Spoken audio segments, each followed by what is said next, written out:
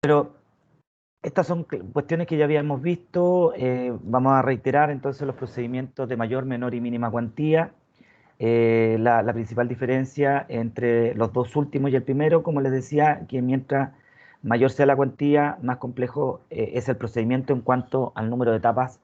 que la ley establece para su tramitación. Eh, el, en este escenario, esto a propósito del artículo 703, ¿no es cierto? Podemos decir que son de mínima cuantía aquellos asuntos en que la cuantía no exceda de 10 unidades tributarias mensuales. Es de menor cuantía las que exceden de 10 unidades tributarias mensuales y menos de 500, y toda aquella cuestión cuya cuantía exceda las 500 unidades tributarias mensuales serán de mayor cuantía, sin perjuicio que aquellas cuestiones de cuantía indeterminada, por ejemplo, cuando se demanda la resolución de un contrato, la ley, ¿no es cierto?, el Código Orgánico de Tribunales establece que deben ser considerados como de mayor cuantía. En materia penal, también el 115 nos dice que la cuantía se determina por la pena del delito que conlleva consigo, ¿ya? En este orden de ideas, el Código Procesal Penal reglamenta un procedimiento ordinario y también otros especiales, entre los cuales se encuentra el procedimiento simplificado, el abreviado, el procedimiento por delito de acción penal privada, también el procedimiento relativo a personas que gozan de fuero constitucional, la querella de capítulos, la extradición y un procedimiento especial de aplicación de medidas de seguridad para personas privadas de razón. Otra clasificación guarda relación con el contenido, si encontramos los procedimientos singulares y los universales. Los singulares son más bien regla general, ¿no es cierto?, que se caracterizan por aquellos en que intervienen dos o más personas, que son determinadas, ¿no es cierto?, en relación con otras dos o más personas. Ya tenemos que la regla general es que un juicio se ventile entre dos personas, pero nada impide que cada parte esté formada por dos o más personas. Pero la diferencia a propósito de los procedimientos universales es que en esos casos el asunto está referido a una universalidad, por ejemplo, en el caso de los juicios particionales, ¿no es cierto?, de una herencia, o aquellos juicios vinculados a la declaración de insolvencia, en la cual participa no solo el deudor insolvente, sino que todos y cada uno de los acreedores que tenga respecto de las deudas, ¿no es cierto?, que este deudor hace valer en este juicio. Luego tenemos los procedimientos, y esto desde otro punto de vista de la estructura legal, tenemos los sumarios y los ordinarios. Los sumarios son procedimientos más bien concentrados. En el Código de Procedimiento Civil están reglamentados el procedimiento sumario en los artículos 680 y siguientes del mismo código. El Código de Minería también establece un procedimiento sumarísimo, y por otro lado, un procedimiento sumario especial está contenido en la ley 18.101, que guarda relación con los juicios de término de contrato de arrendamiento por no pago de renta y todas aquellas cuestiones que se establecen en la ley 18.101 que, deben ser que se tramitan conforme a ese procedimiento, en el que, a diferencia de lo que ocurre en el procedimiento sumario, en que primariamente lo que hay es una audiencia de contestación y conciliación, y luego, concluido el periodo de discusión en ese tipo de procedimiento, lo que corresponde es recibir la causa prueba, y luego de recibir la causa prueba, ¿no es cierto?, se notifica y surge un plazo de 8 días para rendir la prueba en estos procedimientos sumarios especiales como la ley 18.101 y en el sumarísimo del Código de Minería. Se trata de procedimientos sumarios, como les decía yo, pero con la particularidad que además de ser de contestación y conciliación son de prueba, es decir, en la misma audiencia. En el caso del término de contrato de arrendamiento se dicta la interlocutoria, en el caso de los mineros no se dicta interlocutoria a prueba, pero el tema fundamental es que las partes deben rendir prueba, y es la misma ley la que establece las oportunidades en la cual las partes tienen que ofrecer sus medios de prueba. Y los procedimientos ordinarios son los de lato conocimiento, tienen más etapas y son más extensos en cuanto a su tramitación. Bueno, acá terminamos entonces esta cuestión sobre los procedimientos, el proceso y el procedimiento, y ahora tenemos que ver el tema de los presupuestos procesales. Esta es una cuestión que es súper relevante, es muy bonito, y decirles que, o recordarles que el concepto de presupuestos procesales fue incorporado por el profesor Oscar von Bülow, ¿no es cierto?, a la doctrina procesal. Eh, no hay una, no hay un, ¿cómo decirlo? No hay una no hay una negación respecto de esta cuestión. Este concepto, von Bülow lo introdujo en su obra denominada La teoría de las excepciones procesales y los presupuestos procesales, y en términos muy generales él decía que estos presupuestos son las condiciones para la constitución de la relación jurídico-procesal. Vamos a ver que hay autores que siguen esta idea y otros autores que la niegan. Yo me quedo un poco más con lo que vamos a analizar a propósito de lo que sostienen los procesalistas latinoamericanos, porque se ajustan un poquito más a la realidad, pero vamos a analizar que dependiendo de qué autor se siga, van a existir clasificaciones respecto de los presupuestos procesales. Pero en definitiva, lo que decía, lo que sostenía von Bülow es que como estos presupuestos procesales son condiciones para la constitución de la relación jurídico-procesal, era indispensable y necesario dejar el control al juez, ¿no es cierto? Eh, es decir, que el juez debía controlar, ¿no es cierto?, la concurrencia de estos presupuestos, eh, y esto tenía que hacerlo de manera oficiosa, es decir, no debía esperar la actividad dispositiva de las partes, ya que las partes se mueven por un interés privado, y acá lo que existe es un interés del Estado, ¿no es cierto?, de resolver el conflicto de interés de relevancia jurídica sometido a la decisión del tribunal. Entonces sería eh, muy peligroso dejar, ¿no es cierto?, el control de la concurrencia de estos presupuestos procesales a la voluntad de las partes. Entonces, él señalaba que desde este punto de vista,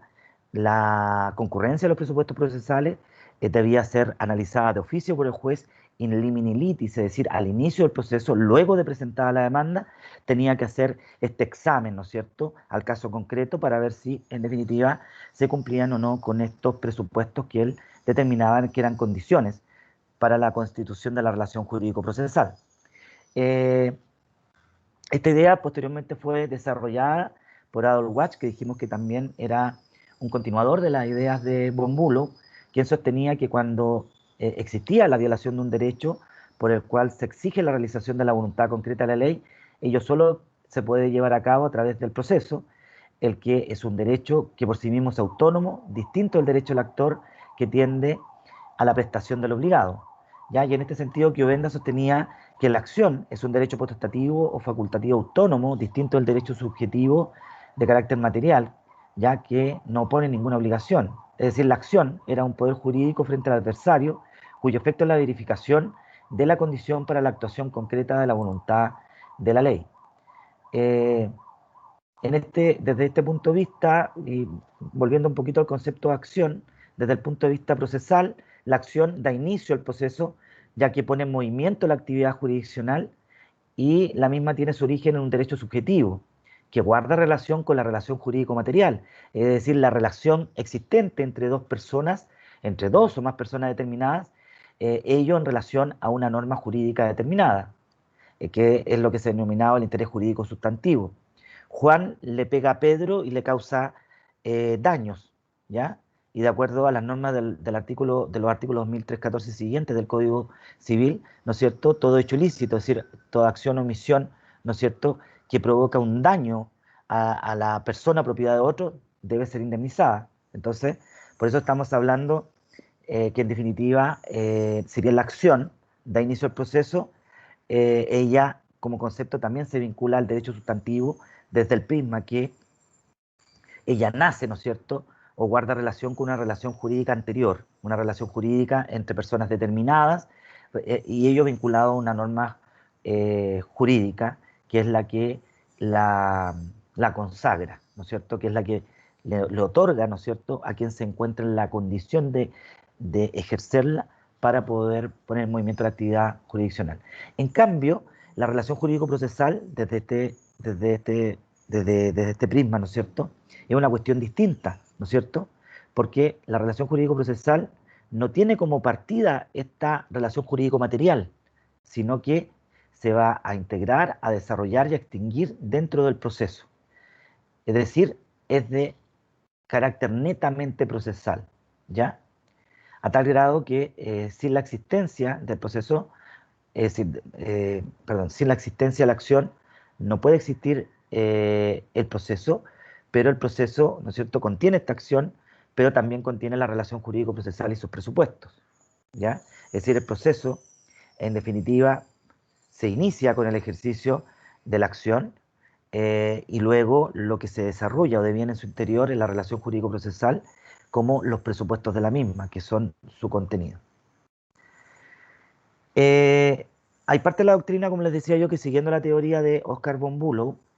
ha clasificado los presupuestos procesales en necesarios para hacer surgir la relación jurídico-procesal, necesarios para integrarla, los necesarios para regularizarla y desarrollarla y los necesarios para extinguirla, ¿ya? Esto, como les digo, siguiendo la doctrina von Bülow. Los primeros, es decir, los necesarios para hacer surgir la relación jurídico-procesal,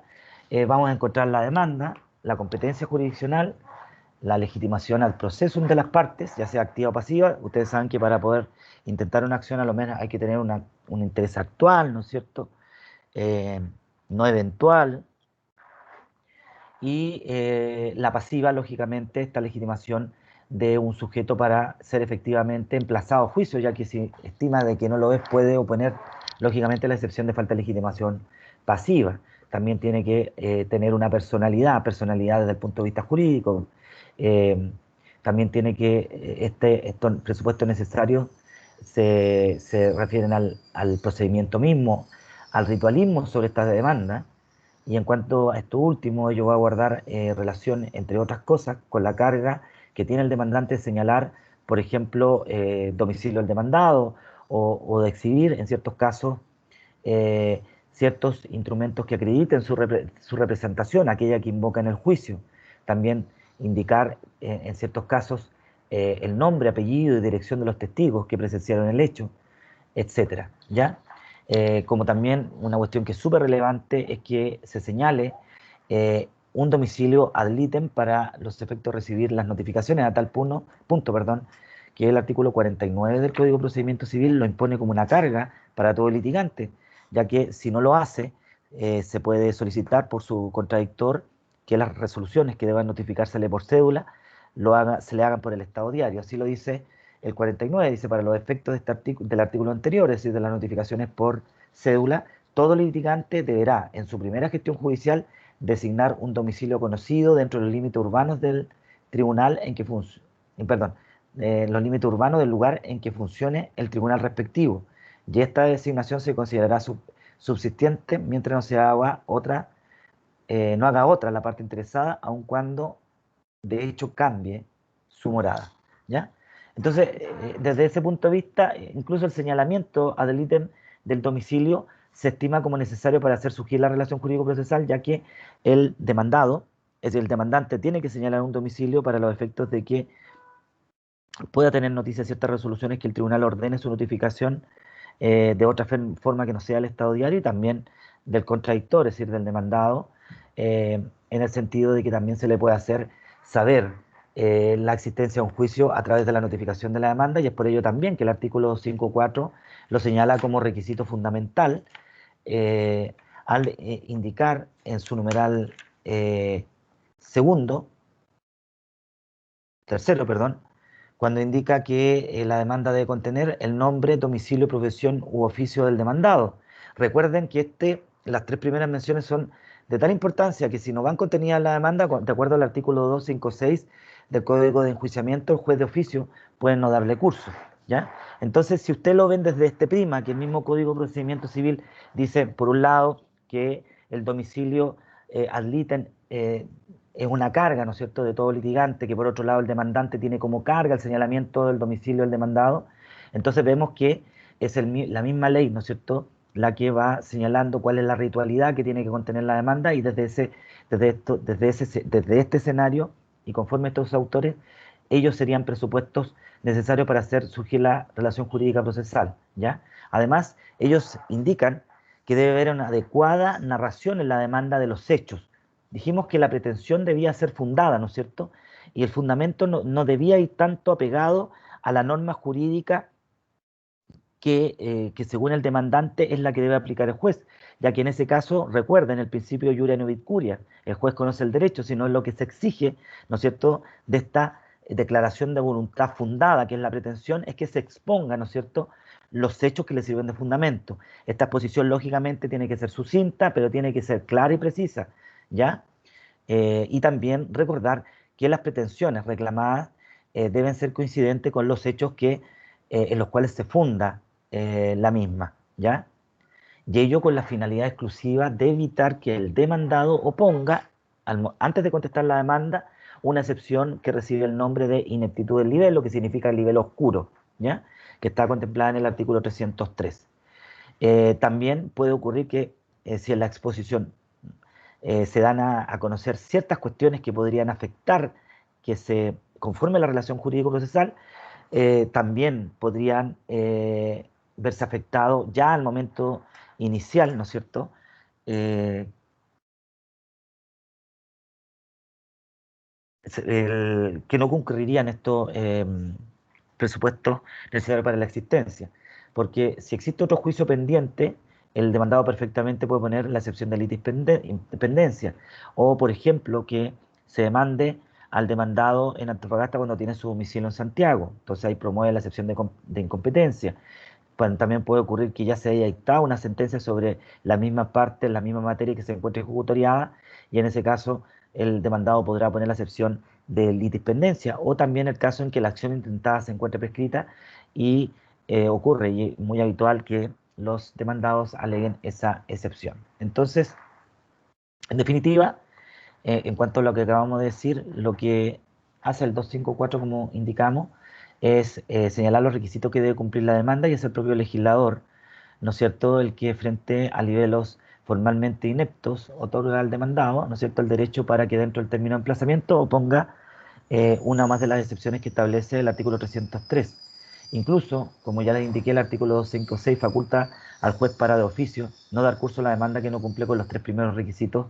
establecidos en el artículo 254. Solo adelantarles que las excepciones dilatorias son aquellas que puede oponer solamente el demandado, lógicamente, ya que es una de las formas de defensa, eh, y la opone la demanda y tienen por objeto corregir ciertos vicios del procedimiento sin afectar el fondo de la acción deducida. La oportunidad que tiene el sujeto pasivo de la relación jurídico-procesal para hacerla valer es antes de que nazca la relación jurídico-procesal, ¿no es cierto? Porque le hace ver al tribunal de que existen ciertos vicios, ¿no es cierto?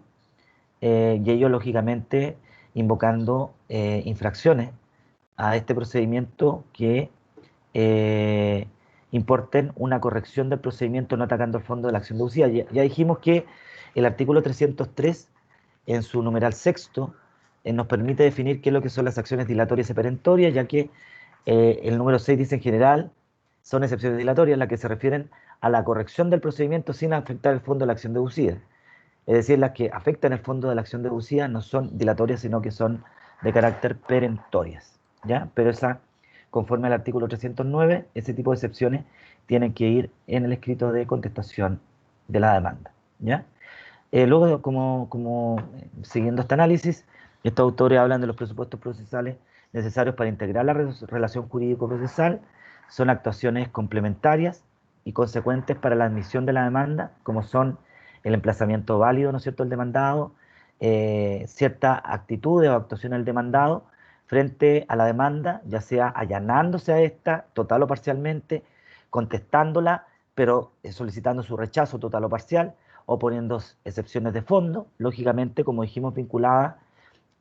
o que buscan atacar el fondo de la acción deducida, y que la regla general es que estas excepciones de fondo se encuentren vinculadas a los modos de extinguir las obligaciones, lo vamos a ver en su momento. También puede reconvenir, ¿no es cierto?, que la demanda del demandado a su demandante, o también puede ocurrir que se demande o se exija que intervenga en el pleito un tercero, eh, como la situación que analizamos de la citación a evicción, que se encuentra reglamentada en los artículos 584 y 587 del CPC. Incluso nuestro sistema establece la posibilidad de que se vea afectado por la manifestación que se hace por otra persona de tener un derecho que actualmente no está gozando, de exigir la prueba de dicha jactancia en juicio. La jactancia ya la analizamos, pero en términos generales está entre los artículos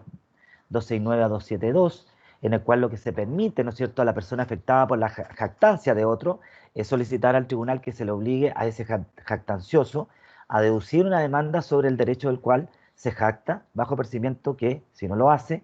no será oído después sobre aquel derecho. Es decir,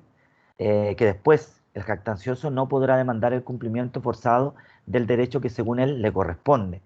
yo digo que Juan me debe 100 pesos y lo ando diciendo a un montón de personas, y llega Juan y dice, oye, pero si tú dices que yo te debo, demándame, ¿ya? Entonces, lo que hago yo, como no, Juan no me demanda, o Pedro, no sé,